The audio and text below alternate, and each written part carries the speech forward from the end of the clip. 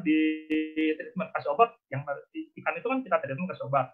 Nah, begitu kita udah ketahuan hasilnya bagus, itu kan kita nanti gabungkan lagi ikan yang sakit sama ikan yang nggak sakit, itu aman. Jadi rapid test itu tuh berguna kalau kita tuh bisa kontrol komunitasnya. Jadi kalau bapak atau ibu ada misalnya di suatu negara yang bapak atau ibu bisa kontrol komunitas orang tersebut gitu ya. Jadi orang tersebut bisa kita kontrol, kita mau makan dia nurut, habis itu kita balikin ke masyarakat. Itu rapid test itu berguna. Jadi contohnya misalnya Korea Utara atau China gitu, itu kan Vietnam, itu negara-negara itu bisa. Tapi begitu masuk ke negara yang komunitasnya nggak terkontrol, contoh misalnya Amerika Serikat, nah itu susah. Yang seperti itu susah. Karena sistem masyarakatnya itu dia beda gitu. Jadi dia beda. Orangnya itu sekarang negatif. Contoh masuk ke masyarakat. Masyarakatnya kan kita nggak tahu, ada yang positif juga kan. Habis itu ketemu lah mereka itu. Nah, itu yang pertama. Terus yang kedua, rapid test itu berguna kalau kita ada itu di tempat terpencil. Jadi misalnya saya sama Pak Aris, Bapak Ibu sekalian, kita anggap deh kita 500 orang gitu ya. Kita satu perusahaan, kita ada di area terpencil. Jadi misalnya di ujung-ujungnya Indonesia gitu. Jadi kita 500 sendiri di situ gitu. Nah, itu bisa kita kontrol. Itu kita kontrol bisa. Nah, itu rapid test bisa. Tapi kalau enggak, kita mesti pikirin tuh yang resiko-resiko yang tadi saya bilang gitu. Karena ini kan virusnya kan nularnya kan lewat airborne disease kan, jadi lewat droplet di udara gitu. Jadi rapid test sekarang atau swab yang sekarang itu tuh ya kalau mau lakukan ya asal kita bisa kontrol gitu. Itu pesan saya di situ Bapak Ibu sekalian. Nah, ada yang lebih penting dari itu. Itu sebenarnya faktor komorbid. Tadi di video itu saya sudah ceritakan sedikit. Nanti kita bahas. Oke, Dok. Luar biasa. Kita teruskan ya, Dok. Oke, lanjut lagi, Pak. Oke. Nah, ini saya mulai masuk langkah-langkah teknisnya. Jadi kalau kita melihat komponen perusahaan ya, itu kan kita pertama kan ada manusianya. Nah, manusianya itu bagaimana sih dia bisa menjaga kesehatan dia sendiri, yang paling ini yang paling penting. Nah, terus yang nomor 2, kita bisa tahu nih si karyawan mana yang punya faktor risiko kesehatan. Nah, ini penting nih Pak. Jadi kita nggak ngomong COVID, oke COVID kamu hasil positif negatif, kita udah tahu deh iniannya. Tapi kamu nanti bakal meninggal kah? Apa kamu nanti bakal hidup sehat kah? Itu kan nanti balik lagi ke faktor risiko kesehatan. Jadi penilaian kita kalau ada pasien itu kesehatannya bagaimana gitu. Nah, yang nomor 3 itu sistem emergency response. Nah, ini nomor apa bedanya kita nih. Pangeran Charles kan di Inggris kan kena juga tuh dia COVID-19. Nah, kalau dia Pangeran Charles tenang. Kenapa? Karena dia udah tahu yang mesti lakukan apa. Begitu dia sama anak buahnya udah ada timnya. Jadi begitu dia jatuh apa-apa, dia kan udah tua juga tuh Pangeran Charles. Itu dia udah ada timnya, udah ada mekanisme penolongnya. Nah, itu yang kita nanti bangun di perusahaan Bapak atau Ibu sekalian. Nah, jadi dari satu nomor manusianya, yang nomor 2 itu kita kan di perusahaan kan ada proses kerja yang melibatkan komunitas karyawan.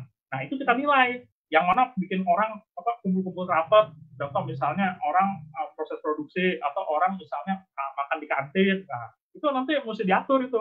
Nah, terus nomor 3 lingkungan kerja. Lingkungan kerja tuh bagaimana cara pengaturan dan pembersihan lingkungan kerja. Gitu. Nah, ini hal-hal teknis yang setiap hari Bapak Ibu tuh melakukan. Nah, dari hal teknis ini saya coba masuk ke satu-satu ya, Bapak Ibu sekalian. Oke, lanjut lagi, Pak Aris. Ini banyak pertanyaan, Dok, tapi karena materi kita masih seru, kita teruskan dulu ya, Dok ya. Oke, kita lanjutkan. Nah, ini yang pertama saya mau ceritakan dari segi manusianya ya. Bapak Ibu kalau di tempat kerja, Bapak Ibu karyawan dari segi manusianya, apa sih yang mesti kita lakukan? Nomor 1, lanjut Pak. Nah, manusianya itu harus kita buat sehat. Nah, sehat kalau menurut WHO, ini bacanya ya, adalah suatu keadaan yang terdiri dari kesehatan fisik lengkap. Jadi fisiknya lengkap nih. Terus yang kedua, mental. Jadi mentalnya dia itu benar-benar ada gitu. Terus kesejahteraan sosial dan spiritual. Dan bukan hanya tidak adanya penyakit atau kelemahan. Jadi bukan hanya faktor fisik loh kalau menurut WHO. Ini definisinya ini. Jadi kalau bahasa zaman dulu itu mensananya faktor sana. Jadi di dalam fisik yang sehat terdapat jiwa yang sehat. Nah, itu benar. Nah, sehat itu sama dengan bahagia. Pada zaman yang seperti ini. Ini yang paling penting sebenarnya orangnya gitu. Nah, oke, lanjut lagi. Lanjut lagi, Pak Aris. Pak Aris. Pak, slide-nya lanjut lagi, Pak Aris. Oke, sorry. Yuk. Ya. Nah, ini kesehatan fisik nih. Ini kita ajarkan ke karyawan kita ya. Jadi bagaimana sih jaga kesehatan fisik? Yang pertama, kamu jaga pola makan sehat. Terus yang kedua, kamu latihan fisik teratur 20 sampai 30 menit per hari. Walaupun ya, hari ini gelap, hujan. Nah, kamu oke lah sore harinya. Kamu usah lama-lama, 20 menit aja udah cukup kok kamu latihan fisik. Tapi kamu disiplin. Terus yang ketiga, kamu jaga kebersihan diri. Jadi kamu ya mandi, terus cuci tangan kalau bisa pegang badan kotor, terus kamu pulang ke rumah langsung ganti baju, jadi jangan nularin ke anak-anak kamu. Nah, terus yang nomor 4, buat lingkungan rumah safety dan sehat. Kalau safety itu artinya di rumah itu nggak ada masalah, jadi yang mana lantai licin cepat dilap, terus kayak kabel-kabel yang udah terkelupas atau tersetrum langsung diganti. Nah, kalau kita bicara sehat, artinya ventilasinya bagus, terus dia punya MCK, toilet mandi cuci kakusnya itu dia bagus. Nah, terus tempat makannya dia itu bersih, jadi nggak ada tikus, nggak ada kecoa. Nah, kurang lebih kamu buatlah lingkungan rumah kamu itu, karena itu kehidupan kamu di situ gitu. Nah, terus yang nomor 5, ini stop merokok. Memang susah sih, rokok itu kan ada nikotinnya ya. Minimal kamu kurangin dah rokoknya. Yang tadinya sekarang satu hari satu bungkus, 12 batang gitu. Besok kamu kurangin 11 batang, kamu coba tahan 2 minggu. Berhasil kamu kurangin lagi 10 batang, kamu tahan lagi 2 minggu. Nah, nanti lama-lama tuh kita lihat kamu sampai mana minimal bisa ngurangin lah gitu. Karena kalau dia udah ngerokok, dia kena COVID itu lebih gampang. Jadi paru-parunya itu udah luka. Bapak Ibu bayangin, rokok bikin paru-parunya itu udah luka tuh. Nah, terus habis itu kedatangan virus. Nah, itu lebih gampang masuk nyerang ke infeksi, jadi lebih gampang itu virusnya. Nah, terus nomor 4, istirahat yang cukup dan berkualitas. Jadi saatnya tidur ya tidur, jangan begadang. Kalau lagi kerja begadang ya, kan besokannya kan biasanya kan pulang kan bisa libur tuh. Nah, itu benar-benar istirahat, karena istirahat ini kita repair sel-sel kita yang lagi sakit. Nah, terus yang nomor 5, jaga berat badan yang ideal. Nah, sekarang orang yang overweight, obes itu lebih lemah dibanding yang orang yang berat badannya normal. Terus yang nomor 6, kalau Bapak atau Ibu ada punya penyakit, nah sekarang ini mesti benar-benar jaga dan kontrol kesehatannya. Jadi yang punya gula darah, yang punya hipertensi, yang punya sakit jantung, yang punya sakit liver, nah itu benar-benar ini mesti jaga. Soalnya kalau ketemu orang yang tanpa gejala, nah, kita ngeri nih penyakitnya. Oh ya, ini aku baru sadar. Nomor 5 stop merokok, ini maksudnya nomor 6, 7, 8. Jadi saya ini kemarin nggak terlalu ngeliat angka-angkanya Bapak Ibu, ini salah nomor. Dimaafkan dok, okay? Dimaafkan dok. Iya, kerjaannya pusing lah. Ya? Iya, oke, lanjut lagi. Nah, ini rumus berat badan ideal. Ini tadinya mestinya atasnya ada judulnya Pak Aris. Jadi berat badan ideal, ini rumusnya. Jadi rumus batas maksimal berat badan itu 22,99 kali tinggi badan kuadrat kali tinggi kali tinggi. Rumus batas minimal berat badan 18,5 kali tinggi. Ini saya kasih contoh ya. Contoh misalnya karyawan namanya Bapak Atang. Tingginya itu 1,75 meter. Nah, berat badan maksimal Bapak Atang bisa dihitung nih. 22,99 kali 1,75 kali 1,75. Sama dengan 70 kilo.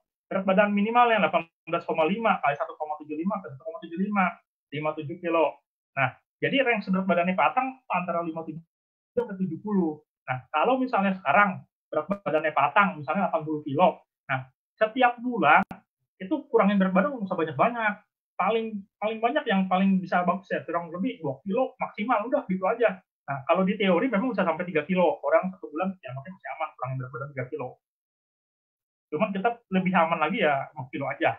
Nah, jadi dengan berat badannya setiap bulan itu, bulan ini 40 turun jadi 79. Bulan depannya lagi Pak Atang dari 79 turun 78,5. Bulan depannya lagi jadi 77 gitu. Nah, tapi kan dia kan kontinu tuh turunnya. Nah, itu bagus yang seperti itu. Dibanding Pak Atang dari 80 kilo, toto bulan berikutnya turun 75, jadi 75 kilo.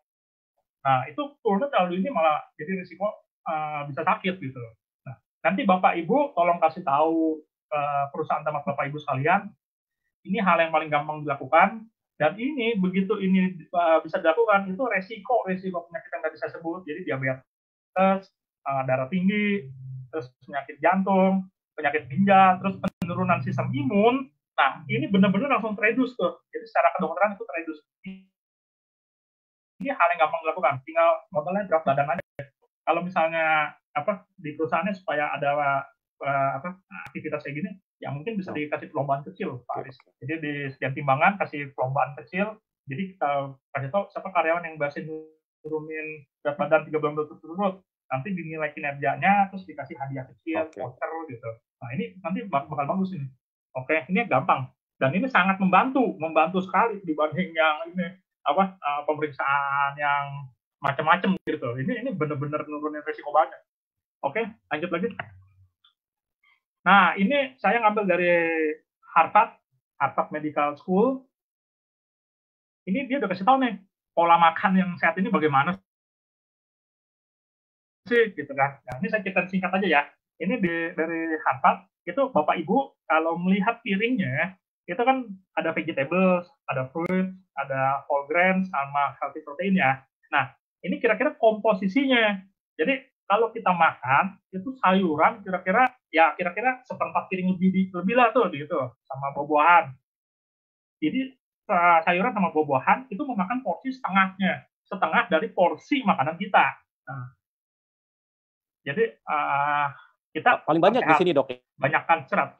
Iya. Yang hijau paling banyak ya. Oke. Ya, jadi buah-buahan, sayuran itu beraneka macam warna. Jadi kita misalnya sekarang mau makan mangga, besok jeruk, besok tomat, pokoknya aneka macam warna lah. Semakin banyak aneka macam warna, semakin banyak mineralnya seperti ini, makin melengkapi gitu. Jadi jangan satu macam aja. Jadi misalnya suka toge aja gitu. Nah, itu nggak bisa. Jadi misalnya sekarang toge, besok misalnya sayur kubis, besok misalnya brokoli, besok sayur sop. Nah, terserah Bapak Ibu sekalian. Nah, terus habis itu whole grain. Nah, ini whole grain ya. Jadi whole grain itu contoh misalnya dari beras hitam, beras merah. Nah, kalau kita kan di sini kan udah biasa makan nasi. Nah, whole grain ini karbohidratnya itu dibuat seperempat. Jadi kalau kita ngeliat dari Harvard ini, itu dia komposisi karbohidrat tuh 25%, gitu, seperempat dari porsi makanan kita. Nah, kadang-kadang kan kita ngeliat nih, contoh misalnya tukang bangunan itu kan sering kali ya kalau di warteg dia nasinya segunung. Nasinya yang full ya. Segunung, ya dia punya proteinnya itu sedikit gitu. Nah, itu kebanyakan tuh nanti larinya ke triglyceridnya tinggi. Triglycerid kalau kita periksa darahnya triglyceridnya tinggi. Nah, kalau memang kadang-kadang kasihan sih orang tukang bangunan itu kan karbohidrat itu kan paling gampang bentuk energi kan kalau secara kedokteran. Jadi dia melakukan seperti itu karena tuntutan pekerjaannya. Tapi kalau misalnya Bapak Ibu yang tidak ada tuntutan penuh karbohidrat tinggi, nah Bapak Ibu lakukan seperti ini. Jadi karbohidratnya seperempat aja. Gitu. Nah, terus yang warna oranye ini healthy protein. Nah, healthy protein ini Bapak Ibu bisa pilih dari ikan, terus misalnya daging ayam. Nah, ini kurang lebih seperempatnya. Nah, biasanya dari seperempat ini dibagi dua nih, ada 1/8 yang bentuknya protein, ada 1/8 yang bentuknya lemak, bentuknya benar-benar kolesterol gitu. Yang satunya lagi telur, putihnya telur. Nah, ini kalau kita makan piringnya seperti ini. Terus habis itu kalau ini kan terlalu kadang-kadang ilmu kan terlalu ini ya lengkap ya. Healthy oils, jadi gorengnya pun sama dia dikasih tahu kamu minyaknya bagus. Nah, kalau bisa kita ikutin. Tapi kalau misalnya ini ya kurang lebih ya kita sesuai sama kehidupan kita lah gitu ya. Kalau kan ada orang yang saya mampu dok, saya uangnya bisa kok dan ini saya komit di sini. Oke, kalau kamu misalnya udah 3 kali goreng ya, mungkin kamu bisa ganti minyaknya. Tapi kan kadang-kadang, dok ini pemborosan yang seperti ini. Ya udah itu kamu coba atur aja deh. Tapi tetap banyakin sayur buah kata kuncinya gitu. Nah, terus habis itu yang sebelahnya ini water. Water itu minum. Jadi minum itu kalau bisa sekarang itu 1 hari 2,5 liter karena kan udah ada pemanasan global ya. Kalau zaman kita dulu 2 liter masih cukup. Kalau sekarang mesti 2,5 liter. Nah, apalagi kalau 2 liter nggak cukup lagi dok sekarang dok ya? 2,5 ya? Iya. Jadi sekarang ini Paris bumi kita ini memang sebelum COVID ya itu dihitung katanya lebih panas dibanding yang dulu gitu. Nah, itu dari kedokteran itu dulu tuh 2 liter gitu. Terus habis itu ditingkatkan jadi 2,5 liter. Nah, kalau misalnya dia kerjanya itu di area misalnya peleburan biji-biji besi tambang gitu, itu setiap 1 jam itu mesti setengah jam sampai 1 jam tuh kamu tuh mesti minum tuh satu gelas yang 250 cc gelas gitu loh, air kemasan. Itu mesti minum walaupun kamu nggak haus, kamu mesti minum. Jadi karena kamu tuh dehidrasi di situ gitu. Nanti kalau kamu nggak minum, kamu bisa sakit ginjal lama-lama. Oke. Nah, terus habis itu kita lihat ya, itu ada stay active. Jadi si Harvard udah kasih tahu walaupun pola makan kamu udah bagus, kamu tuh mesti stay active di kiri bawah. Jadi tetap olahraga, disiplin 20 sampai 30 menit. Nggak usah lama-lama, 20 menit aja. Jadi Bapak Ibu misalnya hobi ada yang dok saya sekalian bersihin mobil. Selama Bapak Ibu happy, enjoy, itu dianggapnya olahraga. Tapi kalau nggak enjoy itu bukan dianggap olahraga. Bapak Ibu hobi, misalnya saya hobi dok, piara ikan, saya senang kalau nguras kolam ikan nangkepin. Ya udah, itu dianggap olahraga. Gitu. Paris. Nah, ini cara makan yang mudah. Ini Bapak Ibu kasih tahu ke seluruh teman-teman Bapak Ibu. Jadi yang pertama nih makan jika 80% sudah kenyang tuh harus stop. Jadi ini penting banget ya. Jadi kita tuh makan jangan sampai serakah gitu. Nah, ini bagi teman-teman, saudara-saudara yang beragama Muslim, Nabi besar Muhammad juga udah kasih tahu seperti ini.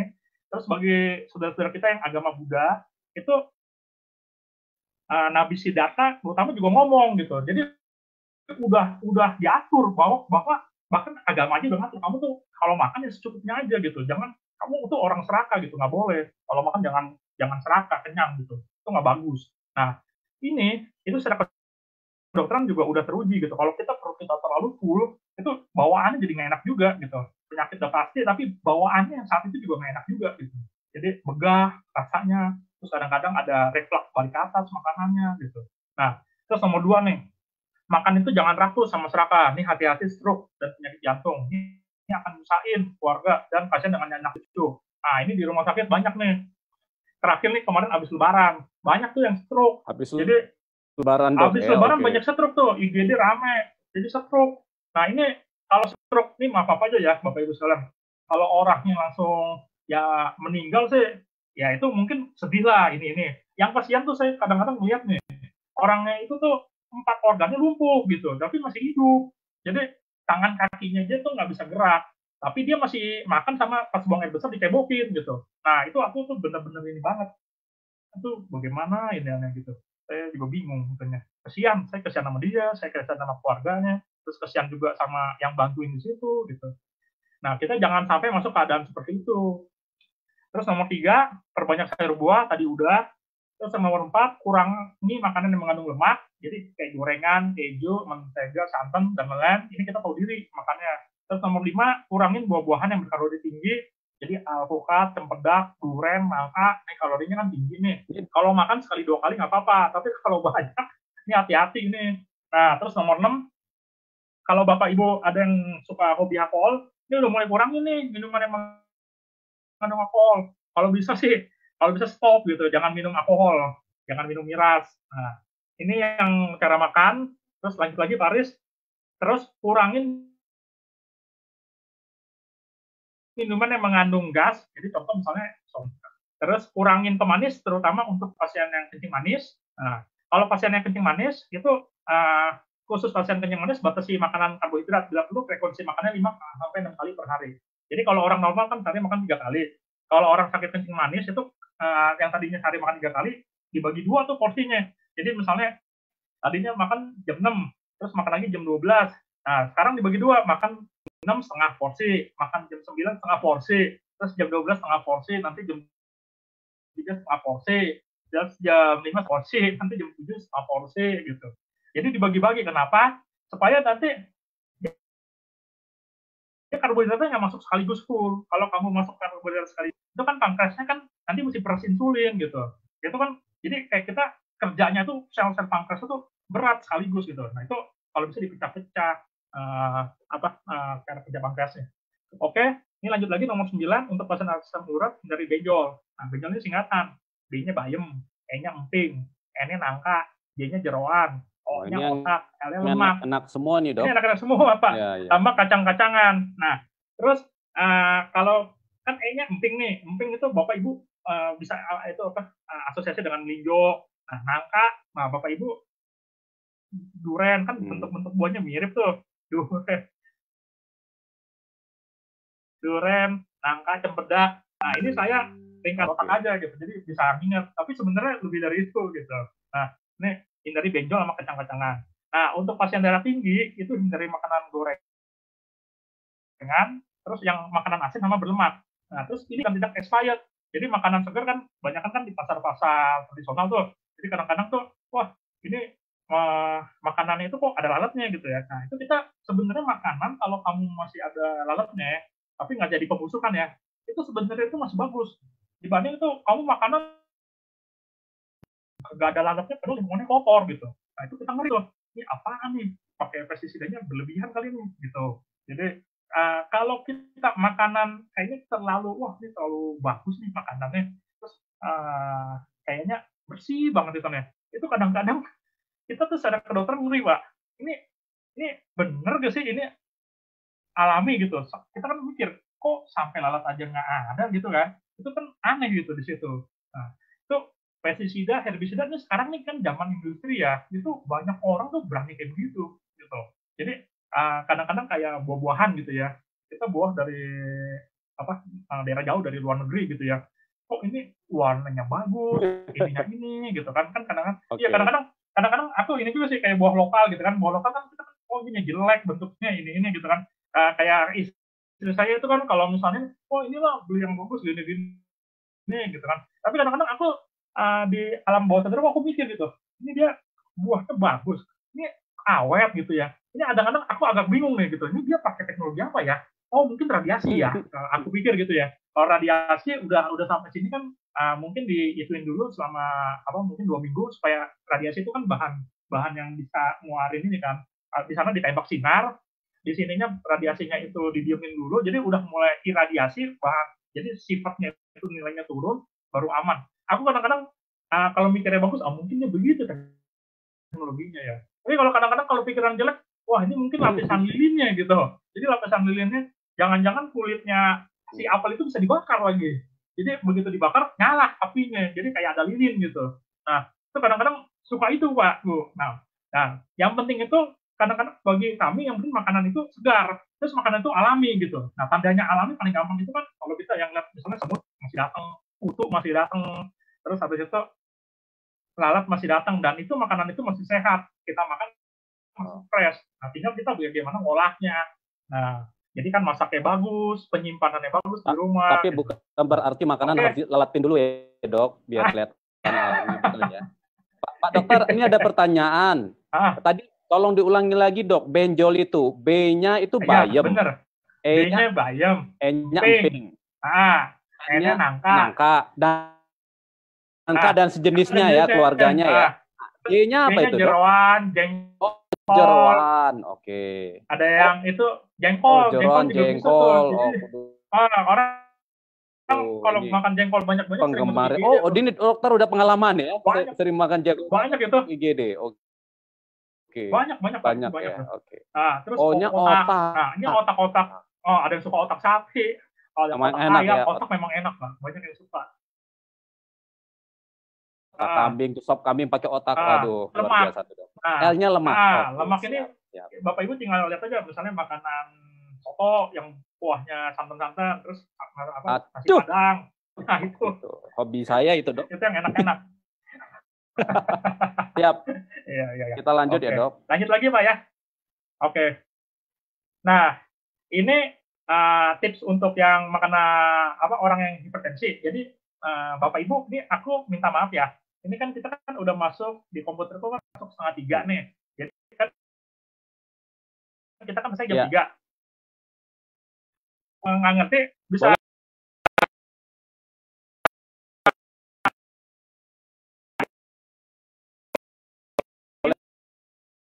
Kadang kan pakai bajunya lengkap tuh, nggak bisa ngangkat handphone. Nanti kasih kabar aja gitu, karena bisa aku balas. Nanti kita akomodir, Dok, komunikasi lebih detail. Terima kasih. Ada. Siap. Aris. Lanjut Lanjut lagi aja ya. ya. Ini aku nggak Yang bacain. teknik ini Lanjut, ya. lanjut. Lanjut. Nah, ini gampang kok ini.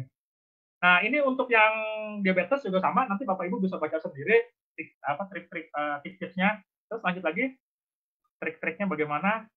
Nah, ini yang kesehatan mental. Ini intinya itu kita mesti karyawan itu di komunitas karyawan kita jaga kesehatan mentalnya. Jadi bagaimana sih caranya?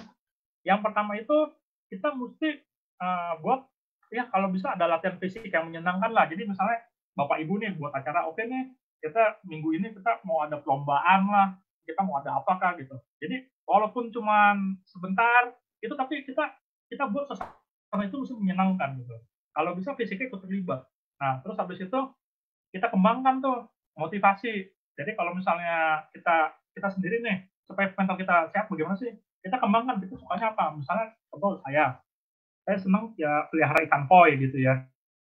Nah, saya pergilah misalnya ke pasar Parung, ke pasar Jatinegara cari ikan koi yang murah-murah gitu kan. Nah, itu begitu, oh saya yakin ini udah boleh, udah aman. Saya bisa naik motor misalnya ke Parung atau naik bawa mobil gitu ya. Nah, itu kita lakukan. Nah, terus contoh misalnya Pak Aris kebetulan hobi ikan juga. Nah, kita ajak teman gabung. Jadi benar-benar mentalnya tuh ada kayak kita bisa dijaga gitu. Kalau kita nggak ada motivasi, wah ini lama-lama ini juga hidup bosen jadinya. Nah, tiga, buat tantangan yang baru. Jadi tantangannya jangan sampai buat kita stres. Contoh misalnya saya pelihara ikan koi. Saya buat tantangan nih, wah ikannya kalau bisa nih nanti sampai bertelur lah. Saya ini, ntar kalau bisa berarti bertelur, saya mau ajak nih anak saya pergi ke taman safari. Jadi kalau udah suasananya udah enak, nggak di lockdown, saya mau ajak lah anak-anak saya ke taman safari. Nah, itu kita kasih hadiah ke diri kita. Jadi nomor 3 mau nomor 4 nih, saya jadi 1 contohnya. Jadi kita ajak keluarga kita juga nikmatin yang seperti itu. Nah, jangan kayak begini, itu mental kita tuh jadi terjaga. Karena banyak ya zaman sekarang ya, mentalnya kan turun ya. Jadi sebenarnya orang itu sehat, Pak. Itu banyak tuh di perusahaan. Ya kayak gimana ya? Jadi dia tuh kagak ada semangatnya gitu. Nah, ini yang kayak begini malah nanti jadi sakit orangnya gitu. Jadi nggak ada jiwanya, soulnya nggak ada. Nah, oke. Lanjut lagi. Ini kesehatan mental. Nah, ini kesejahteraan sosial ya. Ini kesehatan sosial bagaimana? Nah, ini zaman-zaman seperti ini nih, Bapak atau Ibu itu tetap jaga nih kontak dengan keluarga atau temennya. Jadi, Bapak Ibu telepon lah orang tuanya Bapak Ibu. Nah, Bapak Ibu yang masih muda, itu kalau ketemu orang tua itu tahu diri. Jangan-jangan Bapak atau Ibu tuh sebenarnya di diri Bapak Ibu udah ada kuman COVID lagi. Takut nah, menular. Nah, itu jaga jarak. Ya. Ini kayak saya nih, mama saya kan kebetulan ada penyakit kencing manis ya.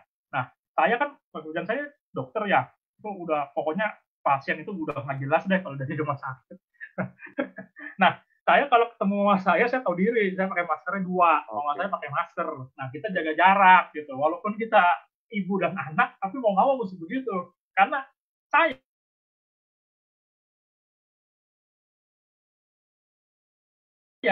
kebetulan bisa jaga diri saya. Jadi begitu saya di rumah ada anak kecil, jadi saya tahu nih cara, saya punya ilmunya kebetulan. Saya kerjanya memang seperti itu. Terus pulang di rumah ada keluarga saya sangat riskan. Nah, saya begitu pulang, saya langsung cepat mandi, gendong anak saya dulu, saya bersihin diri saya makan yang benar, saya tidur yang benar gitu. Nah, dari situ saya aman. Nah, habis itu saya kunjungan ke rumah keluarga saya, ke orang tua saya ingin tahu kabarnya bagaimana. Nah, saya telepon adik saya. Nah, yang seperti itu tetap mesti kita jaga, Bapak Ibu sekalian. Nah, supaya kita tetap maksudnya kita tahu lah keadaan keluarga kita. Nah, terus yang kedua, kalau kita lagi ada masalah, kita cari teman, kita cari keluarga yang kita bisa cerita gitu masalah kita. Jangan kamu pendem sendiri, Bapak Ibu sekalian. Kalau pendem sendiri, nanti makin stres. Kamu hidup dalam kesendirian kamu. Ini jadi masalah nanti. Jadi nggak enak kalau udah kayak gini. Nah, kira-kira cari teman yang bisa bantu pecahin masalah. Jangan jadi cari teman yang suka gosip. Nanti kalau iya banyak kan teman di Indonesia itu kan gitu kan. Atau besokannya masalah jadi masalah satu RT, jadi gosip. Ini kan jadi cari teman yang pas dan teman itu pikirannya positif dan teman itu tuh bisa kasih kamu solusi gitu. Jadi jangan kamu keep sendiri masalah kamu di zaman kayak begini. Kamu cerita lah gitu. Terus yang nomor 2, ini kembangkan atau lakukan passion. Bapak, Ibu passionnya apa di lingkungan keluarga atau masyarakat? Nah, memang ini kadang-kadang mungkin zaman sekarang agak sulit ya kalau kita kumpul-kumpul gitu ya. Minimal lewat Zoom atau kalau kita bisa sendiri kita sendiri gitu, atau bareng keluarga inti kita, minimal kita ada kegiatan lah yang kita suka apa. Nah, terus yang nomor 3 nih, ini merencanakan kebutuhan finansial dan situasi hidup di masa depan. Nah, ini juga penting nih, jangan sampai zaman sekarang nih ada pensiunan datang ketemu sama saya, dia cerita nih, Dok, bisnis saya nih yang kemarin ditipu orang, uang pensiun saya 500 juta habis, Dok. Nah, waduh, ini udah pusing deh kalau zaman sekarang kayak gini. Nah, jadi kalau misalnya bisnis cari yang benar, terus benar, orangnya jelas, produknya jelas. Jadi enak kalau kayak begini gitu. Kalau enggak mah susah. Banyak ya Ini masalah juga kejadian loh. di pasien ya, Dok. Ini gara-gara masalah finansial ya Pak Aris, ya, terutama pasien-pasien yang pensiun ya, pensiunan. Jadi pensiunan karyawan kan dapat duit tuh, dia tuh dari perusahaannya. Kan kadang-kadang ada pensiun fund gitu kan. Nah, itu nggak jago bisnis atau ketipu teman, hilang uangnya, malah ada yang ngutang. Ini yang tadinya pikirannya sehat, fisiknya sehat, bisa sakit beneran. Dan di era COVID jadi rentan. Wah, ya. Ini rentan banget. Ini yang kayak begini. Nah, ini mesti dipikirin. Nah, terus yang terakhir, lanjut lagi. Nah, ini kesehatan spiritual. Nah, ini kita sekarang ini aku sama-sama ya, aku sharing ya. Ini aku cuma dapat dari teorinya. Ini bagaimana sih melakukan? Aku cuma dari sumbernya aja. Ini aku artiin ya. Yang pertama ini katanya itu mesti kita tuh melibatkan nilai-nilai dan keyakinan yang memberikan tujuan dalam hidup kita. Jadi kita tahu nih, kita sekarang ini kita tujuan hidup kita apa sih? Nah, kalau kita yakin sama tujuan hidup kita yakin, ya kita lakukan itu. Nah, yang penting kita jangan sampai nanti begitu udah tua baru kita saya pas muda begini. Ini aku minta maaf sama Bapak Ibu sekalian. Aku belum ngalamin yang seperti ini, tapi aku dapat teori seperti ini gitu. Nah, ini aku cuma bisa share. Nah, jadi jangan sampai Bapak Ibu sekalian pas udah tua jadi ini, jadi kayak wah dulu saya pas muda saya belum melakukan ini nih buat orang tua saya gitu. Dan itu tuh rasanya nggak enak banget tuh Pak Aris. Aku belum pernah ngalamin sih karena aku sendiri masih muda. Cuman aku ngelihat dari pasien-pasien yang tua, ya, curhat ya. Iya, jadi tuh dia kadang-kadang dia gitu. Jadi dulu saya ada kesalahan ini nih, saya nggak ngelakuin gitu. Nah, jadi kalau misalnya Bapak Ibu sekalian sekarang ini punya tujuan hidup dan Bapak Ibu udah yakin bahwa itu benar dan di kacamata Bapak Ibu benar, terus jadi secara masyarakat juga benar, cara legalitas benar, cara Tuhan juga benar gitu, agama benar, ya udah lakukan gitu. Jadi benar-benar ini. Jadi nanti nggak ada kesalahan di masa lampau. Terus yang kedua masing-masing berbeda bangun pesantren. Ada yang tujuannya, saya yang penting keluarga saya bahagia aja Dok, itu saya nggak pikirin mau presidennya siapa kayak partainya siapa, saya nggak peduli. Ada yang begitu ya terserah aja. Orang bilang terserah. Nah, terus sebagai pencarian makna dalam kehidupan manusia. Jadi ya kita tahu lah makna hidup kita. Terus yang keempat, ini ada tekniknya nih, katanya yoga dan meditasi mengembangkan kesehatan spiritual. Jadi dengan kita yoga kan kita kan pikirannya tenang, rileks, terus meditasi. Ini kita makin bertanya sama diri kita sama bertanya pada pencipta kita. Nah, yang nomor 5 nih susah nih. Ini kita memiliki kasih sayang, jadi kapasitas untuk kasih, pengampunan dan sukacita. Ini saya bisa teori, tapi kadang-kadang kalau lagi kita sama-sama belajar ya Dok.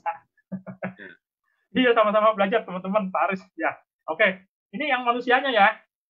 Ini kita lanjut lagi. Dok. Lanjut lagi.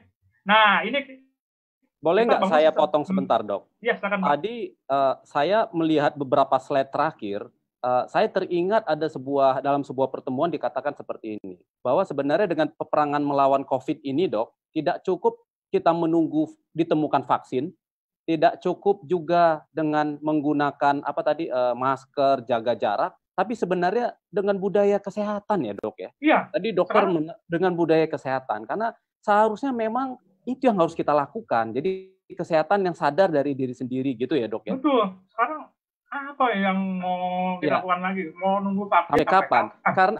Karena gini Dok, karena percuma kadang-kadang agak ini juga. Ada teman yang disiplin menggunakan masker, dia selalu jaga jarak, selalu cuci tangan, tapi mohon maaf, dia kurang tidur, kerjanya terlalu malam, kemudian makannya masih belum diatur. Jadi percuma ya Dok, dia menjadi rentan untuk tertular COVID juga. Betul. Ini satu kesatuan jadi gitu. Satu paket. Ini orangnya satu paket. Jadi benar. Gitu. Jadi Oke, sip. saya nggak ngomongin vaksin, saya nggak ngomongin rapid test gitu. Oke. Jadi nggak ngomongin yang ini. Jadi saya ngelihat selama ini saya ngelihat sebenarnya yang paling penting itu orangnya Orangnya ya, gitu. daya Bukan tahan tubuhnya ya. Oke. ya. Jadi kalau di perusahaan yang paling penting orangnya dulu. Terus yang kedua kita buat sistem emergency responnya. Yang ini mau saya ceritain. Siap, Dok. Nah, ini cara bangun sistem emergency response ya di perusahaan Bapak Ibu sekalian. Ini teknik-tekniknya tinggal diikutin aja. Jadi yang pertama nih kita harus assessment dulu pada semua komunitas orang yang terlibat di perusahaan kita itu. Kita pengen tahu nih orang mana yang punya faktor risiko kesehatan gitu. Jadi kita udah perkiraan, oh orang ini dok, ini ada dia sakit jantung, orang ini umurnya udah di atas 50 tahun dok, gitu. Orang ini ada sakit kencing manis yang nggak terkontrol. Nah, ini orang-orang ini nih kita kasih tanda atau misalnya pita merah lah gitu ya. Jadi kita tahu nih, ini orang-orang ini perlu suatu ketika nanti bisa kolaps ini gitu. Jadi kita udah tahu ini aneh. Tapi ingat ya, ini jangan sampai diskriminasi gitu. Jadi ini bukan ngomongin COVID. Ini memang saya pun mungkin nanti pas tua, saya mungkin jadi salah satu orang punya faktor risiko kesehatan. Kita kan nanti kan pasti menua kan, Bapak Ibu sekalian. Jadi ini bukan stigma ya. Ini cuman kita pengen tahu kita risikonya orang-orang itu yang mana. Nah, begitu nomor satu kita udah tahu orang-orangnya, kita masuk ke nomor dua. Kita bangun nih sumber daya yang bisa digunakan. Jadi sumber daya ada dua nih. Pertama sumber daya internal. Internal kita tahu nih petugas medis yang internal perusahaan kita siapa. Nanti ambil APD-nya di mana. Jadi pakai misalnya di perusahaan kita ada orang tua, atau kolaps gitu ya. Nah, itu yang mau nolong siapa? Terus pada saat sebelum nolong kan mesti pakai APD. Nah, itu APD disiapin di mana gitu. Nah, itu mesti udah ada timnya tuh. Nah, kalau misalnya bentuknya gedung, perusahaan bawa bentuknya gedung ya, mungkin setiap lantai udah dibagi-bagi orangnya. Kamu yang masih muda, masih kuat, ini kamu jadi tim medis ya. Kamu nanti kalau ada apa-apa, kamu yang bagian kasih nafas buatan, kasih ini buatan, kalau nggak bisa kasih nafas buatan, apa deh? Kamu minimal ngegotong deh, bisa ngegotong pasien, bantu ngegotong. Ngegotong masukin mobil. Napas buatan takut dok sekarang, Dok. Memang kalau kita kan kalau di rumah sakit pakai alat ya. Oke.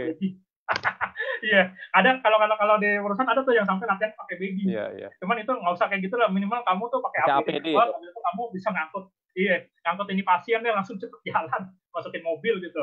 Jadi petugas medisnya siapa, petugas evakuasi siapa, tentu yang dicari kan yang badannya kuat ya, yang badannya gede, dia sehat, dan dia tangkas gitu. Jadi terampil ngangkat-ngangkat orang-orang gitu. Nah, terus habis itu petugas sopirnya siapa? Jadi yang nganter ke rumah sakit itu dia langsung tahu tuh. Jadi udah kayak sistem gitu, Pak. Dia langsung jalan ke fasilitas kesehatan tuh rumah sakit yang 7.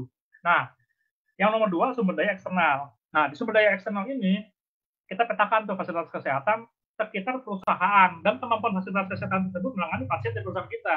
Jadi kita tahu, oh kalau misalnya seperti ini yang paling dekat dari perusahaan kita klinik kesehatan ini gitu ya. Kita tahu oh klinik ini kalau dia sakitnya stroke atau jantung yang berat dia nggak bisa, dia cuma tempat transit.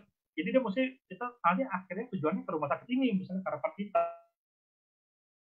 rumah sakit jantung harapan kita. Nah, itu yang skema-skema itu tuh kita buat Bapak Ibu sekalian. Nah, terus habis itu kita tanya, kamu tuh kira-kira kalau pasiennya COVID, kira-kira di tempat kamu mampu ada kesana juga gitu. Nah, kalau sudah dikontak dari sekarang ya dok ya rumah fasilitasnya ya. Jadi nggak buang-buang waktu. Kalau nanti itu buang-buang waktu kan, padahal ini kalau orang yang kolaps gitu ya, misalnya sakit kencing manis, terus dia atau di tempat kita kolaps nih, wah itu time is golden. Jadi waktu ya. Orang sakit jantung itu kalau kita nggak langsung kasih bantuan resusitasi jantung ya, itu dia dalam paling 6 sampai 20 menit itu bisa langsung itu benar-benar meninggal pasiennya. Jadi makanya yang timnya mesti jelas, fasilitas kesehatan yang 7 juga jelas. Nah, terus yang nomor 3 buat planning, kan udah tahu nih nomor 1 nomor 2. Kita udah buat planning tuh. Jadi petugas medis diajarin cara-cara jadi petugas medis, petugas evakuasi diajarin cara-cara ngedotong pasien, petugas transportasi ya cara ngambil kunci mobilnya di mana, terus langsung jalannya juga di mana gitu. Nah, ini udah ada sistemnya, Pak. Nah, itu kita latih. Nomor 4 langsung drilling. Coba aja. Atau ketika pura-pura kolaps, bener nggak sistem di perusahaan kita berjalan atau enggak gitu. Nah, terakhir itu nomor 5 evaluasi. Nah, yang mana nggak bener, coba lagi dibenerin. Balik lagi ke nomor 1, gitu. Dibenerin. Nah, ini cara membangun sistem emergency response yang gampang di perusahaan Bapak Ibu sekalian. Oke, lanjut lagi. Dan ini merupakan persyaratan juga di Betul, sistem betul. manajemen K3 ya, Dok. Jadi harus sudah dibuat. Iya, Jadi di mungkin ini SMK 3, biasanya perusahaan sudah ada, Dok, tapi sekarang mereka tidak punya skill COVID, iya, Dok. Jadi ini harus nambah gitu ya, Dok ya. K3 ketika ya jangan sampai malah nanti petugas yang harus mengangkatnya, petugas pertamanya malah tertular ya, lagi betul, jadi ya. Oke. betul. Yap. Oke. Lanjut lagi. Nah, kita tadi udah masuk ke orangnya, sekarang kita masuk ke proses kerja ya. Ini proses kerja yang sehat dan selamat. Jadi yang pertama nih, Bapak Ibu sekalian identifikasi dan lakukan pekerjaan yang bisa dilakukan secara PSA dan terkontrol. Jadi Bapak Ibu nih di perusahaannya Bapak Ibu pilih lah. Kalau dia kerjaannya bisa WFA karyawan itu WFA-in aja. Tapi yang penting karyawannya sama kerjaannya bisa dikontrol. Jadi karyawan kan kadang-kadang di Indonesia, oh aku kerja di rumah, ternyata malah jalan-jalan gitu kan. Nah, waktunya jam 10 jam ya mesti jum gitu. Jadi mesti ini dikontrol gitu. Nah, nomor 1 itu. Jadi kita nggak jadi benar-benar mengurangi risiko. Nah, nomor 2, kita kalau dia nggak bisa WFH kan ada tuh pekerjaan yang di perusahaan itu kan ada kerapatan-kerapatannya gitu. Jadi Bapak Ibu identifikasi itu pekerjaan yang membuat kerapatan. Jadi karyawannya wah ini mesti nyempil-nyempil jaraknya kurang dari 1 meter dalam satu ruangannya tertutup lagi gitu. Kagak ada matahari, nggak ada ventilasi. Nah, yang kayak gitu mesti diatur tuh. COVID paling suka ruangan kayak begitu tuh, udah pakai AC, nggak ada matahari, nggak ada ventilasi. Jadi kayak di Wuhan kan suasananya seperti itu, subtropis. Italia kan begitu suasananya. Oke. Sekarang nomor tiga, identifikasi karyawan atau tamu yang mempunyai gejala COVID atau penyakit menular yang dapat menularkan ke komunitas karyawan tersebut. Nah, ini paling gampang screening lewat tubuh. Nah, terus kalau Bapak Ibu dapat informasi ada karyawan yang sakitnya paru-paru, nah jangan sampai kita ngambil resiko, udah kita bilang ke yang bersangkutan aja, kamu lagi sakit batuk pilek paru-paru ya, kamu cepet deh berobat dulu deh biar sembuh gitu, jangan sampai ini nanti nularin lagi gitu. Nah ini nih dari sini nih banyak banget nih hal yang bisa didiskusikan. Jadi ini tergantung pemahaman Bapak Ibu sekalian, ini bisa luas Pak. Jadi kalau kita mau pakai idealis mesti rapid test, macam-macam rapid test aja kita ngomong keakuratannya kan. Nanti oh ini kurang akurat dok, kita mau yang akurat. Wah ini nanti pakai PCR. Nah PCR ini ternyata biayanya agak mahal ya dok ini. Oh ini banyak. Jadi biaya ya dok yang ya. jadi yang paling penting kalau bagi saya identifikasi yang kamu kelihatan aja deh dulu gitu. Kamu nih kelihatan dari fisiknya orangnya kelihatannya bagus. Terus suhunya kan gampang tuh kalau cuma suhu. Terus dia nggak ada batuk pilek. Terus dia kita ngelihat sehat. Kalau Bapak Ibu ada budget lebih sih, ya nggak apa-apa, tes aja. Tapi kalau perusahaan yang ada budget lebih, tapi mesti operasional, mau nggak mau ya paling dasar yang ini, yang mesti Bapak Ibu tahu. Gitu. Nah, terus nomor 4 ya. Ini buat proses kerja yang aman bagi orang-orang yang punya faktor komorbid atau risiko kesehatan. Ya, ini hati-hati nih, orang-orang ini nih, ruang kerjanya mesti sehat bagi mereka. Contoh misalnya di tempatnya kantor kita nih, Paris. Misalnya si A umurnya 50 ada sakit kencing manis. Karyawan si B umurnya 60 sakitnya darah tinggi gitu ya. Nah, itu kan orang-orang seperti ini kan risiko kan di tempat kita kalau misalnya dia satu ruangan sama orang tanpa gejala kan kita kan bingung juga kan yang seperti ini kan. Nah, ini kalau Bapak Ibu bisa dan perusahaannya ada kemampuan ya, itu bisa tuh. Jadi misalnya si A dites, oh kamu rapid testnya negatif. Si B yang tadi sakit darah tinggi yang umurnya 60 juga dites. Oh hasil rapid testnya negatif. Kita bisa satuin ruangan tuh. Oke, yang mana resiko nih kita bisa satuin ruangan deh. Terus antar mereka kita buat jaraknya 1 meter. Ruangannya terbuka, kena sinar matahari, ventilasinya bagus. Nah, jadi kita bisa fokus di ruangan itu, orang-orang yang ini. Nah, jadi orang yang tanpa gejala, orang yang ngejelas itu jangan masuk ke situ, itu restriksi area kita gitu. Jadi benar-benar orang yang kita lindungin, orang penting bagi perusahaan, tempat kerjanya juga penting, nggak boleh sembarang orang masuk. Seandainya orang itu mesti diskusi, itu kita diskusinya di bawah pohon, terbuka, jadi udaranya terbuka.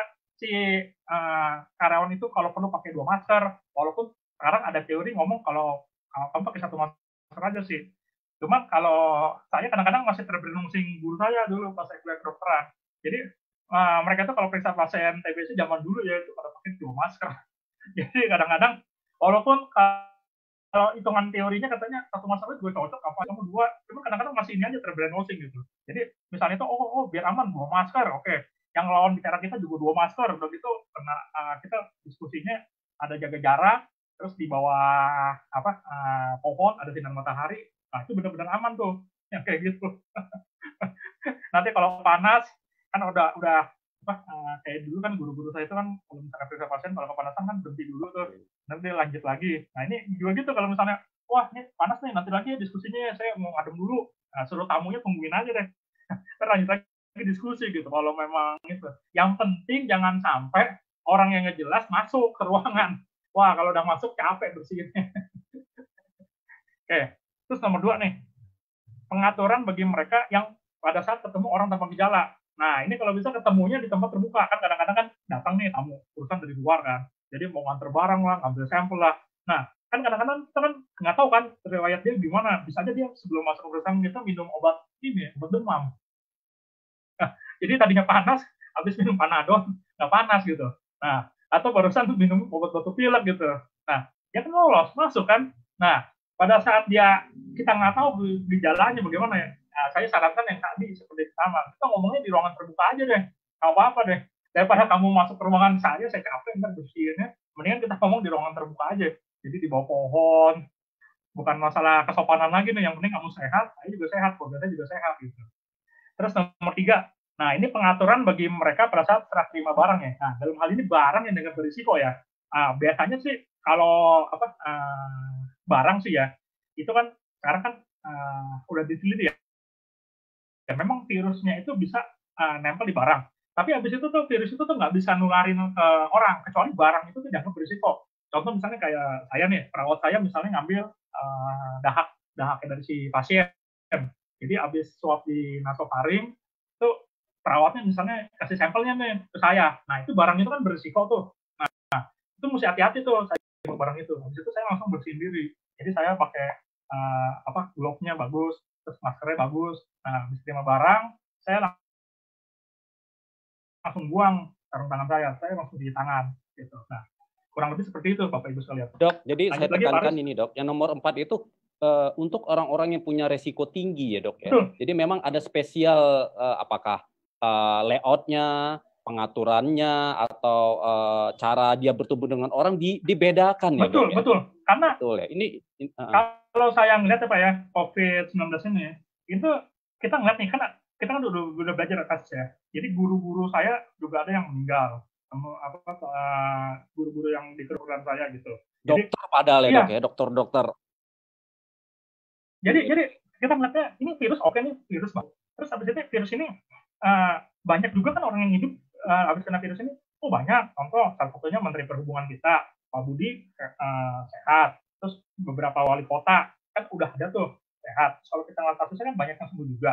Nah, itu kan fakta kan. Terus ada juga kan yang meninggal kan. Meninggal juga ada kan, itu fakta juga kan. Nah, yang meninggal itu kebanyakan tuh itu faktor komorbidnya Pak. Okay. Nah, terus faktor komorbidnya ya, oke. Iya, jadi yang kedua tuh sistem kesehatannya. Sistem kesehatannya dia tuh nggak dukung. Jadi misalnya dia suatu ketika dia kolaps. Sistem kesehatan itu apa sih? Sistem kesehatan itu pada saat dia kolaps, sampai si pasien itu sampai masuk ke rumah sakit atau fasilitas kesehatan, sampai dia dapat treatment medis, dan treatment medis itu sesuai. Itu sistem kesehatan, Pak. Nah, itu siapa yang nolongin? Yang nolongin siapa? Terus si pas masuk rumah sakit itu cepat nggak dokternya gitu. Alat medisnya ada nggak di situ gitu. Nah, itu sebenarnya bedanya di situ gitu. Jadi virus virus ada kita fakta kan virus ini ada. Yang sembuh banyak, fakta. Yang meninggal ada, fakta juga. Nah, dari situlah kita coba analisa. Nah, itu Pangeran Charles kena kan, virus ini kan kena juga. Cuman Pangeran Charles hidupnya dia lebih aman dibanding kita. Kenapa? Karena dia pangeran. Gitu kan. Karena dia timnya udah siap, itu aneh. Nah, jadi itu bedanya kita sama dia gitu. Nah, makanya sekarang kita mesti ngebuat yang ini minimal apa sih yang bisa kita lakukan kalau misalnya ada yang orang kena atau mobil kena gitu. Ya ini yang kita bisa lakukan ini. Itu yang kita fokus di situ. Ini jadi catatan buat HSE dan tim K3-nya ya. Jadi harus membuat spesial treatment khusus orang-orang yang punya risiko tinggi. Jadi jangan disamakan ya. Gitu. Betul, oke. Jadi sorry dok, sorry saya potong ini sekarang sudah jam 3 Bapak dan Ibu. Kalau menurut target kita jam 3 selesai, tapi saya minta izin ya Bapak Ibu ya. Saya berharap Bapak Ibu masih bertahan dan minta izin karena kita masih ada beberapa slide ya dok ya. Jadi saya berharap Bapak Ibu masih terus bertahan. Terima kasih. Silakan lanjut lagi ya Pak. Ya. Oke, ini nomor 4 dah. Nah, ini nomor 5 nih sekarang. Nomor 5 itu kita tetap memperhatikan aspek ketiga dari faktor fisika, faktor kimia, faktor biologi, faktor ekonomi, dan faktor psikososial. Jadi yang ini nih jangan sampai kita lupain juga. Kita fokusnya ke COVID. Ini orang di sini kerja di lingkungan yang panas ininya. Nah ini sebenarnya kamu bayangin udah kerja di lingkungan panas di tempat kuburan, terus kita nggak perhatiin nih lupa kasih minum ke dia gitu. Kita cuma pikirin COVID, yang ada ntar kena penyakitnya malah 2 lagi. Sakit ginjal sama sakit COVID lagi. Nah, ini yang kayak gini-gini mesti diperhatiin, termasuk faktor psikososial. Psikososial tadi yang saya cerita ke Bapak sama Ibu itu penting loh. Jadi menjaga komunitas karyawan kita itu stres kerjanya itu kalau hal-hal yang sifatnya administrasi bikin stres itu cepet-cepet lah. Kamu selesaikan caranya gitu. Terus hubungan atasan bawahan, zaman kayak begini jangan nggak enak-enakan dulu deh gitu. Jadi coba langsung timnya itu benar-benar yang kadang-kadang saya kan melihat perusahaan kan, wah ini hubungan antar timnya nggak bagus, terus ada persaingan, ada ini gitu kan. Nah itu kan wajar lah di perusahaan ada itu gitu. Nah itu coba cepet-cepet diberesin lah. Jangan sampai nanti masalahnya jadi makin runyem gitu. Nah, terus yang nomor 6 ini promosikan kepada karyawan. Nah ini jaga kebersihan dengan cuci tangan pakai sabun. Jadi perusahaan itu sediakan fasilitas kesehatan cuci tangan yang mudah diakses. Terus yang kedua, dikasih tahu nih kalau pakai masker kalau ketemu orang. Terus yang ketiga, etika batuk yang benar. Jadi kalau dia batuk, dia tutupin lah. Kalau bisa pakai tisu, kalau nggak bisa ya dia pakai bajunya, pakai lengan bajunya dia tuh. Nah, terus tisunya itu langsung buang ke tong sampah. Tong sampahnya tertutup, setelah itu dia cuci tangan. Nah, terus nomor 7 nih. Ini analisa fit to work atau return to work pada karyawan pasca rapid test. Jadi hasil rapid test misalnya positif atau hasil PCR atau hasil ELISA-nya dia positif. Jadi karyawan itu reaktif COVID-19 nih. Nah, itu kita nanti mesti kita nilai nih return to work-nya. Jadi tujuannya itu untuk melindungi dirinya sendiri dan komunitas karyawan di tempat kerja. Jadi dia itu dia ini udah dikeluarin dari rumah sakit, tapi dia rapid test-nya dia masih positif nih gitu kan. Atau PCR-nya dia positif terus nih. Ada tuh yang kayak begitu. Jadi dirawat lama di rumah sakit positif terus ya. Terus gitu. Iya, padahal udah nggak diobatin gitu. Nah ini kan sebenarnya kan sistem imunnya kan kuat, tapi kan kita ngeri kan dia nularin ke karyawan yang di tempat kerja. Nah dia itu kita coba nilai ya. Oke, orang ini bener-bener nih dok, dia ini harus masuk perusahaan dok gitu kan. Tapi orang ini PCR-nya positif terus dok gitu kan. Nah tapi orang ini sehat dok gitu. Jadi secara kondisi medis dia oke gitu kan. Dia masih kuat, dia nggak lemas, nggak ada batuk pilek, nggak ada demam gitu kan. Nah ini yang mesti kita lakukan apa sih? Nah kalau kayak begini nih kita cari nih tempat kerja khusus yang buat dia di perusahaan di mana. Terus habis itu kita suruh dia nih, kamu kalau di luar tempat kerja kamu ini, kalau kamu ketemu orang, kamu mesti pakai masker ya. Terus kamu mesti tahu diri, jangan nularin ke teman-teman kamu. Memang ini protokol kesehatannya mesti benar-benar ini banget Pak, lengkap banget. Jadi kita ngatur tuh cara orang lain ketemu dia mesti diatur, jadi di tempat terbuka. Terus cara orang lain serah terima barang sama dia mesti kita atur gitu kan. Nah ini yang kayak begini nih, assessment-nya tuh mesti benar-benar pas nih. Jangan sampai gara-gara satu orang ini, itu nanti malah dia nyebarin ke teman-teman yang lain gitu. Nah, apalagi kalau temannya kebetulan ada faktor komorbid. Nah, itu bahaya nih yang seperti itu. Nah, dari hal ini nih banyak nih yang dapat didiskusikan. Jadi tergantung dari pemahaman Bapak Ibu sekalian. Nah, tapi yang saya tekankan itu harus diperhatikan juga mental komunitas karyawan dan stigma dari karyawan yang lain terhadap pasien ini. Jadi jangan sampai mempengaruhi output perusahaan.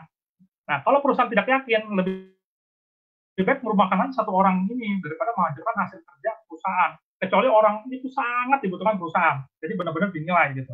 Soalnya kadang-kadang karyawan itu yang seperti ini itu ya, itu tuh di tempat kerjanya tuh udah jadi sumber masalah tuh Pak. Padahal misalnya kita udah buat protokol kesehatan benar-benar dia kerja misalnya di lantai 1 hukumannya sendiri gitu kan. Atau di tenda lah, kita bangun tenda di luar perusahaannya. Kayak dia kerja di tenda sendiri. Tapi tuh mental karyawan yang lain yang di dalam gedung itu tuh udah ini duluan Pak, udah ketakutan. Dan itu benar-benar masalah itu yang seperti itu. Jadi kadang-kadang kita mesti nilai, kalau misalnya, oke, kalau kayak gini daripada satu gedung ini masalah, walaupun kita protokolnya udah gini, nah Bapak Ibu perusahaan dapat pertimbangan, oke, kamu terpaksa di rumah aja deh. Walaupun kita tahu, kamu nih sebenarnya protokol kesehatannya udah bagus gitu. Tapi kadang-kadang kita daripada ngurusin nanti yang ini, jadi pusing kita gitu. Oke, ya ini secara kedokteran bisa kerja, tapi secara sosial nggak diterima. Nah ini kasus-kasus kayak gini banyak juga nih. Ini baru nih buat HSE dan berarti banyak juga penolakan ya dok ya? Iya. Ya. Siap. Oke, lanjut lagi. Nah ini lingkungan kerja yang sehat. Jadi kita buat ya lingkungan ventilasinya tuh dia terbuka, sinar matahari dapat masuk. Nah kalau Bapak Ibu ruangannya beruntung bisa dibuka kacanya, tuh bukain deh kaca-kacanya deh. Nah terus sinar matahari masuk deh gitu kan. Nah tinggal nanti kan pengaturan aja kapan pakai AC, kapan pakai kipas angin. Habis bagaimana gitu. Daripada ini bersihin juga kayak dalam-dalamannya AC dibersihin juga lumayan juga tuh. Kan kumannya kan kita tahu ya, biasanya dia demennya itu kan kayak daerah subtropis, artinya hawa-hawanya itu hawa-hawa yang agak sedikit sejuk, terus habis itu nggak ada sinar matahari gitu. Nah Bapak Ibu bayangin aja kayak kota Wuhan kan subtropis gitu. Nah kurang lebih mereka suka yang kayak begitu tuh kumannya. Nah terus pada saat bersihin lingkungan kerja, ini tinggal Bapak Ibu baca, terus habis itu saya lanjut ya biar cepat ke nomor 3. Nah ini identifikasi lingkungan kerja yang berisiko. Jadi misalnya Bapak Ibu nih diminta sama perusahaan, ini datang ketemu sama orang yang nggak jelas di tempat yang nggak jelas. Nah ini Bapak identifikasi nih tempatnya, jangan sampai nanti meetingnya di rumah sakit ya, iniannya gitu. Nah ini kan agak juga nih takutnya berisiko seperti itu. Nah jika terpaksa harus bertemu, usahakan bertemu di tempat yang terbuka, Bapak Ibu sekalian. Dan karyawan kita itu kita minta pakai masker serta menjaga jarak. Ini kita bisa minta karyawan kita, kamu oke, mau kamu harus ketemu nih orang dari perusahaan A. Tapi di daerahnya ini kita nggak tahu nih, dia daerahnya berisiko atau enggak. Ya udah, yang bisa kontrol kan karyawan kita. Udah, kamu mau ngomong pakai masker deh. Kalau perlu kamu pakai maskernya dua deh. Kamu ketemu tempat terbuka, jangan ketemu sama dia di ruangan-ruangan yang jelas. Terus kamu jaga jarak gitu. Nah, kita udah tahu nih karyawan yang kita utus pun dia nggak ada faktor komorbid, karyawannya juga sehat, jadi bisa kita kontrol gitu. Nah, tandanya sakit pun dia udah tahu tuh, kamu pergi ke luar daerah, kamu rumah sakit yang dituju nanti kalau ada apa-apa kamu rumah sakit ini ya. Kita perusahaan udah ada kirim nomor rumah sakit ini gitu. Nah itu mesti dibuat tuh kalau perusahaannya agak besar dan banyak ini ya, banyak tempat operasionalnya mesti dibuat yang seperti itu nih. Nah terus nomor 4 nih. Nomor 4 ini kita identifikasi aktivitas di lingkungan kerja yang dapat membuat orang berkumpul bersama. Nah ini saat masuk bergerombol. Jadi masuk di pintu gerbang perusahaan itu dia bergerombol. Nah ini mesti diatur nih ya aturannya. Terus pergi ke kantin bersama-sama. Nah ini mesti diatur jam makannya. Jadi bagaimana ini gitu kan. Nah ini tentang lingkungan kerja. Lanjut lagi Pak Aris. Lanjut ya, oke. Nah, jadi ini kesimpulannya ya. Ini slide saya yang terakhir. Jadi yang pertama, tentukan skop pekerjaan terkait COVID-19 dan fokus pada pekerjaan tersebut. Jadi Bapak Ibu sama manajemen tim intinya itu coba deh duduk bareng sama-sama, coba fokus. Kita sekarang perusahaan udah COVID nih. Kita mau kerjain apa sih? Nah, begitu kita udah tahu kita mau kerjain yang ini. Jadi kalau karyawannya ternyata dia masuk rumah sakit, ini bukan bagian kita. Ini udah urusannya si ini aja deh yang ngurusin gitu. Nah, jadi kita bisa fokus di situ-situ aja. Kita fokus. Nah, ini pekerjaannya bisa work from home dari rumah gitu. Ya udah, yang penting karena bisa kontrol, udah. Nah, itu kan jadi mengurangi beban kerja kita di kantor. Terus yang kedua, apa yang bisa perusahaan kontrol itu lakukan maksimal. Jadi fokusnya itu nomor 1 ke kesehatan si karyawan yang tadi saya ceritain. Yang kedua, Bapak Ibu fokus ke karyawan yang punya faktor komorbid. Terus yang ketiga, Bapak Ibu fokus ke proses kerja yang melibatkan karyawan yang berkumpul rapat. Terus yang nomor 4, Bapak Ibu fokus tuh sama lingkungan kerja yang ini ventilasinya itu kalau bisa dibuat terbuka gitu kena matahari. Nah, satu lagi kalau kita bicara karyawan yang punya faktor komorbid, Bapak Ibu fokus sama sistem emergency response. Jadi Bapak Ibu fokus di situ aja deh. Bapak Ibu tuangkan di situ. Nah, sisanya kalau nanti mau bicara rapid test, mau bicara swab, nah itu nanti baru berikutnya kalau kita ada biaya dan kita bisa kontrol dok karyawannya. Nah, Bapak Ibu baru bisa keluhan seperti itu. Oke, ini kurang lebih slide dari saya, Bapak Ibu sekalian. Nah, Dok, ini Bapak Ibu, mohon maaf nih pertanyaan banyak sekali, tapi karena waktu saya pilih saja ya Dok, boleh ya Dok ya. Ini ada pertanyaan tadi dari Dok, apakah karyawan yang pernah memiliki riwayat pneumonia, apakah termasuk ke dalam komorbid? Iya. Jadi masuk ya Dok. Ya, jadi pneumonia ini kan sedang paru-paru ya. Jadi paru-parunya itu bekas luka nih. Nah, kita nggak tahu nih paru-paru dia sekarang ada apa. Kecuali begini nih, kalau misalnya dia kena pneumonia pada saat dia sekolah masih TK atau SD, terus umurnya sekarang udah umur misalnya 30 tahun gitu ya, dan selama ini tuh si pneumonia-nya itu nggak pernah muncul-muncul lagi. Kalau bukan nggak muncul-muncul lagi itu bukan komorbid. Tapi kalau pneumonia-nya itu sekarang masih aktif, jadi paru dia kan masih ada peradangan nih, masih sakit. Nah, ketemu lagi nih kuman COVID gitu. Nah, itu faktor komorbid tuh. Oke. Dok, mohon maaf Bapak dan Ibu, tapi jangan khawatir, saya baca mungkin satu pertanyaan saja lagi, sisa pertanyaan yang lain insya Allah nanti kita akan bahas di tempat lain ya, kita akan buat fasilitas nanti buat teman-teman bisa hubungan dengan juga dengan dokter nanti. Oke, ini Dok, ini ada pertanyaan, di perusahaan tempat kami bekerja sudah melakukan pencegahan penularan. Nah, bagi yang bepergian dilakukan karantina mandiri dan tes darah. Hanya saja ingin dia tanyakan, apakah efektif jika karantina mandiri yang dilakukan hanya 3-5 hari? Serta tes darah yang dilakukan hanya melihat trombosit dan leukosit dan hemoglobin. Itu efektif atau tidak? Jadi saya kasih tahu teorinya dulu ya. Untuk menjawab pertanyaan ini, saya nanti ceritain yang teori idealisnya, itu sama praktek realnya bagaimana. Gitu ya. Jadi kalau kita bicara ini si virus COVID-19 ini, itu kan kita misalnya hari pertama inkubasi. Jadi hari pertama itu dia kena nih. Nah, nanti dia mulai agak muncul gejala itu begitu masuk antara hari kelima atau hari ketujuh tuh. Jadi kuman mulai mereplikasi dirinya tuh di dalam badannya si pasien gitu kan. Nah, terus abis itu dia kan udah masuk hari kelima, hari ketujuh, itu kalau dia antibodinya dia kuat ya. Nah, dia itu bisa kayak kita tuh nyembuhin diri. Jadi si kumannya itu dilawan. Nah, dia begitu masuk hari ke-14, dia turun tuh si kumannya. Anggap nih orangnya sehat deh, karyawan kita masih sehat, karyawan kita muda. Nah, dia sistem imunnya bagus. Nah, dia begitu masuk hari ke-14, dia itu kuman. Nah, kalau misalnya dia udah menang lawan itu kuman, dia kan punya sistem imunnya. Nah, dia itu tuh udah bisa melawan yang kuman ada dalam diri dia. Nah, dia tuh sebenarnya udah sehat. Jadi udah bisa dia balik ke komunitasnya gitu ya. Jadi ke masyarakat, ke komunitasnya dia gitu ya. Nah, kalau Bapak Ibu mau yakinkan yang seperti ini, itu diperiksa misalnya pakai rapid test. Atau misalnya, oh dok ini kurang akurat, saya maunya tesnya yang lebih akurat. Oke, tes yang lebih akurat kan itu PCR, swab gitu kan. Swab ambil di daerah nasofaringnya, jadi benar, ambilnya benar, sampelnya, bawa sampelnya benar, laboratoriumnya juga benar yang periksa. Gitu.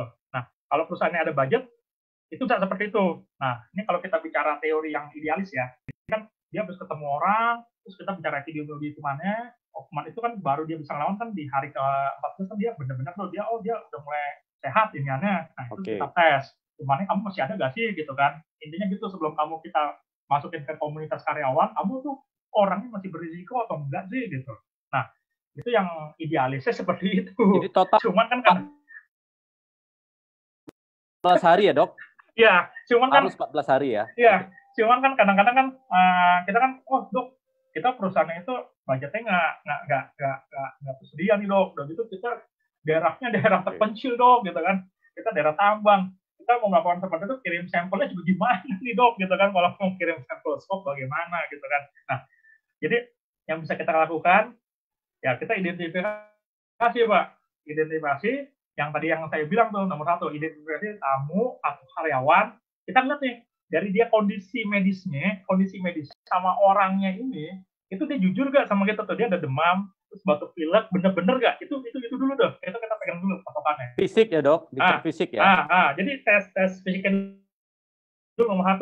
Nah, terus habis itu, yang nomor 2, kalau kita misalnya dok, kayaknya dia kalau nggak ada 14 hari di tempat kita masih aman deh.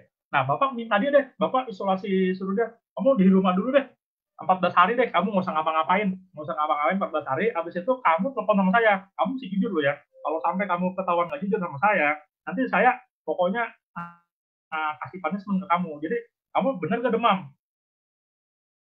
Kamu bener nggak kamu makannya enak? Kamu bener nggak tidurnya enak? Kamu bener nggak ada? Kamu bener nggak ada sesak napas? Nah, itu 14 hari, Pak ya. Jadi, kita tuh pemeriksaannya secara fisik dan kata-kata nih. Oke. Komitmen ya? Ya, tapi kalau misalnya, dok, kita perlu banget orang gini, dan kita nggak bisa tunggu 14 hari, dok. Maunya itu, sekarang tuh dia langsung masuk kantor. Nah, kalau misalnya kayak begitu, kita turun lagi tuh, dari 14 hari, kita turun lagi nih, ke 3 hari. Yang tadi 14 hari, ini makanya ini tergantung pemahaman Ibu ya. Tadi saya udah cerita teori idealisnya, terus habis itu sekarang udah mulai tergantung pemahaman nih. Nah, pemahamannya kita turun yang nomor 2 14 hari, ternyata perusahaannya nggak bisa juga. Dok, saya nggak bisa 14 hari nungguin orang ini, saya maunya 3 hari, gitu kan. Oke, 3 hari deh kita buat seperti itu. Udah turun nih Pak, dari 14 hari turun 3 hari. Nah, terus habis itu, nggak bisa dok, saat ini juga. Ya udah, kalau kayak gitu, seketika, tapi kamu di tempat kerja perusahaannya, kamu atur dulu deh. Protokol kesehatannya benar-benar mesti tepat nih buat orang ini gitu. Atau dipisah ya dok, dia dok ya? Betul. Jadi orang ini bisa nih masuk kantor, orang ini nggak ada gejala, orang ini mustiin masuk kantor gitu, diharuskan masuk kantor, karena orang ini kalau nggak masuk kantor perusahaan bubar gitu. Misalkan gitu ya, perusahaannya butuh banget sama orang ini gitu. Jadi ini strategi ini di sharing sama dokter. Jadi ya kadang-kadang memang saya tahu kendala juga bagi organisasi untuk isolasi mandiri selama 14 hari. Makanya bisa diatur buat diisolasi tapi tetap kerja, tapi dia bukan isolasi mandiri. Jadi lebih dipisah gitu dia bisa masuk ke kantor, dia bisa masuk ke kantor gitu.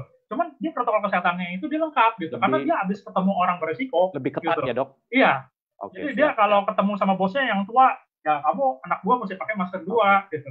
Bos pakai masker 2 juga gitu. Itu bisa yang kayak gitu. Terus jangan sentuh-sentuhan gitu. Dok, ini saya sebenarnya pingin banyak ngobrol, pertanyaan juga banyak.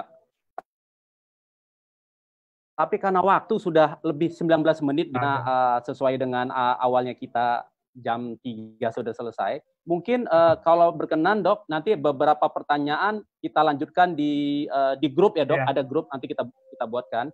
Tapi teman-teman tidak usah khawatir, grupnya satu arah. Jadi bukan WA grup yang semua orang banyak komen, tidak bisa. Jadi dokter tinggal menjawab pertanyaan teman-teman.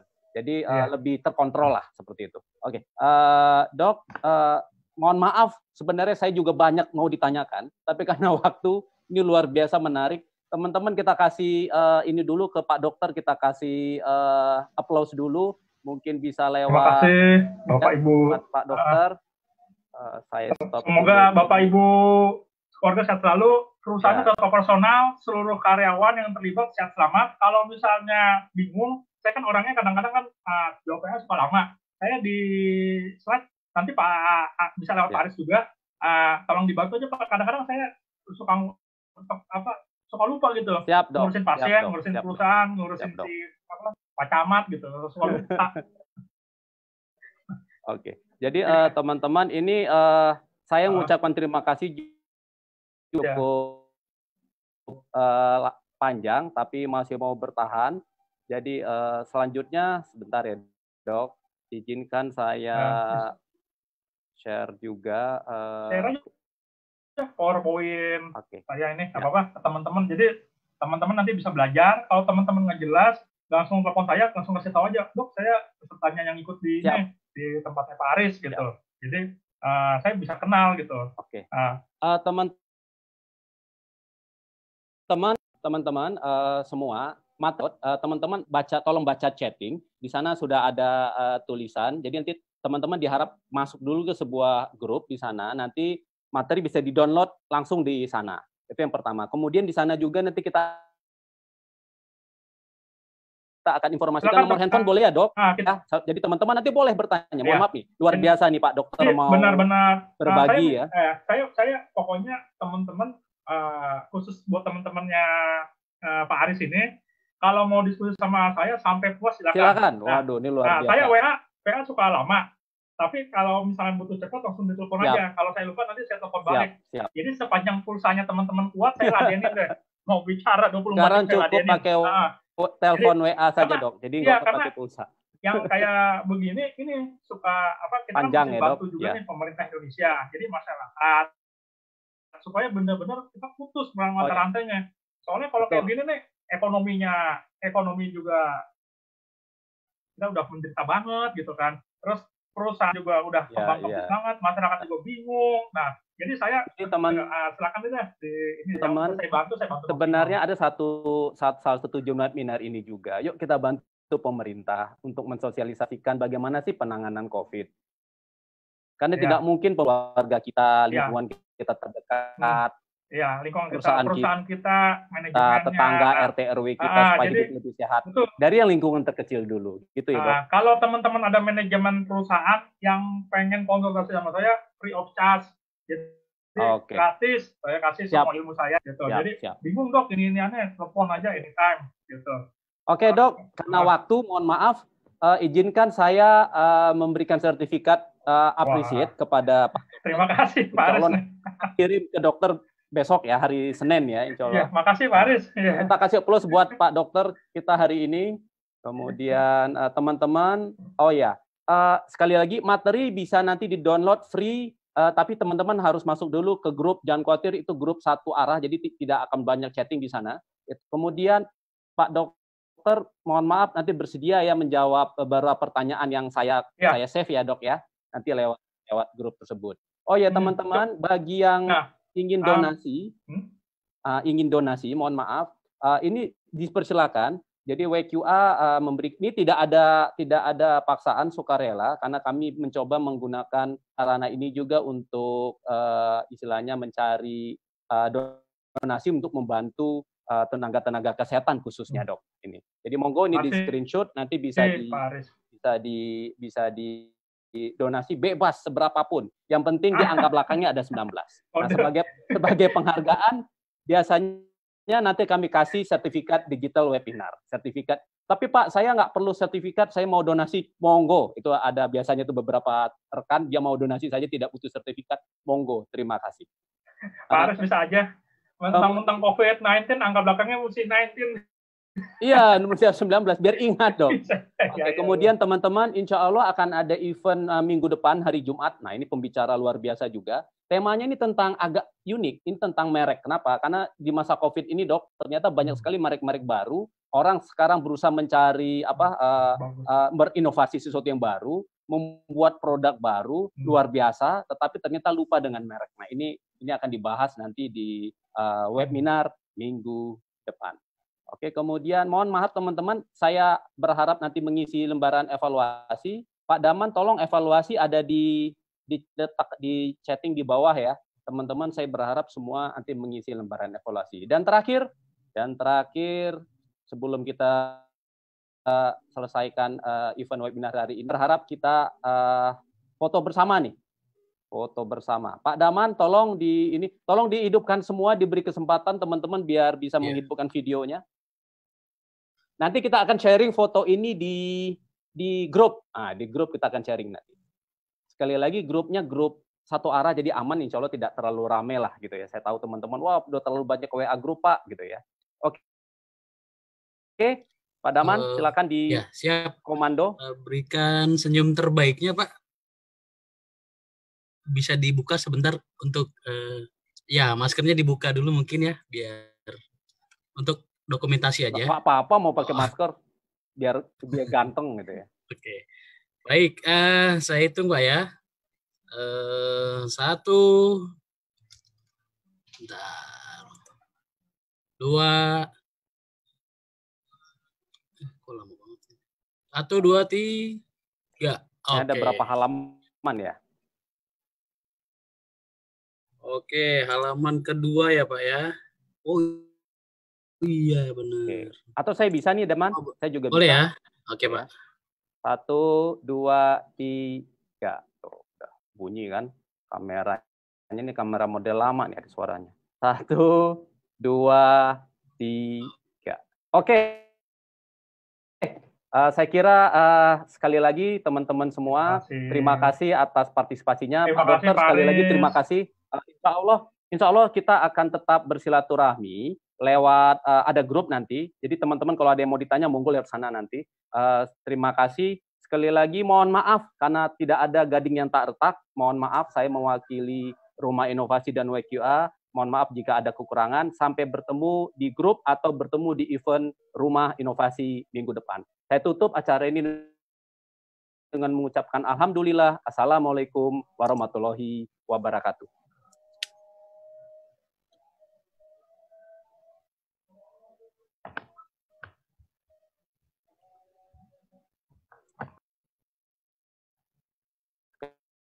Sekali lagi terima kasih buat semua. Sampai bertemu di event selanjutnya. Terima kasih.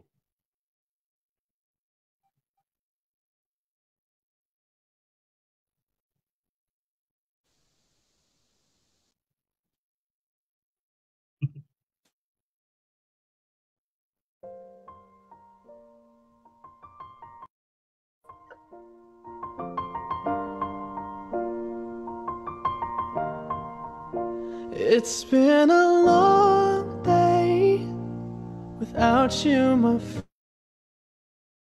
friend, and I'll tell you all about it again. We've come a long way from where we began. Oh, I'll tell you all about it when I see you again. When I see you again. Damn, who knew? All the planes we flew, good things we've been through, that I'll be standing right here talking to you about another path.